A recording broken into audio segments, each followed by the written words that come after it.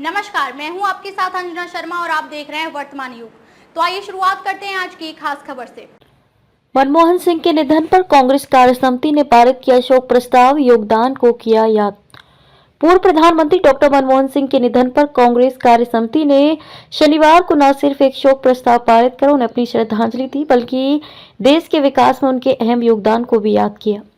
समिति ने उन्हें देश के आर्थिक उदारीकरण का शिल्पकार बताते हुए कहा कि अपनी दूरदर्शिता से उन्होंने देश को आर्थिक संकट से उबारने में अहम भूमिका निभाई।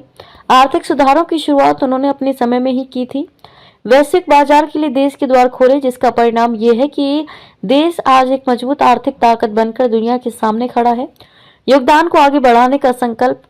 कार्यसमिति ने इस दौरान उनकी यादों को जिंदा रखने और उनके योगदान को आगे बढ़ाने का संकल्प लिया। समिति ने कहा कि आर्थिक सुधार, सामाजिक न्याय व समावेशी विकास के क्षेत्र में किए गए उनके कार्य सदैव हमें प्रेरित करेंगे। उन्होंने ईमानदारी, परिश्रम और सहानुभूति के जो आदर्श स्थापित किए हैं, वे आने वाली पीढ़ियों के लिए एक दीप स्तंभ बने रहेंगे। डॉक्टर सिंह का नेतृत्व और अर्थशास्त्र में उनका योगदान हमेशा जीवित रहेगा।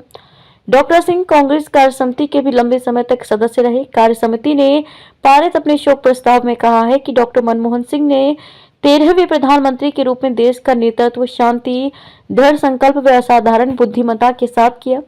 उनका कार्यकाल निरंतर आर्थिक वृद्धि, वैश्विक पहचान व सामाजिक प्रगति से चिन्हित था।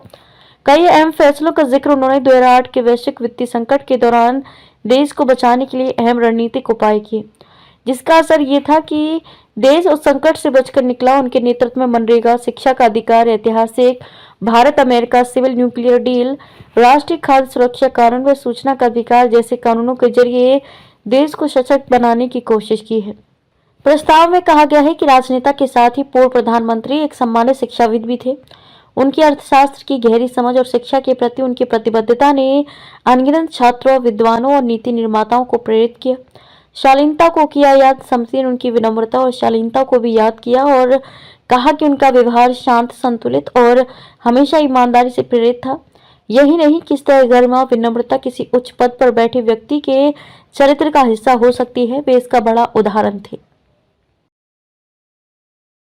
खबरों में अब तक के लिए बस इतना ही। फिर होगी आपसे मुलाकात कुछ ऐसी ही खास खबरों के साथ। तब तक के लिए नमस्कार और देखते रहिए वर्तमान युग।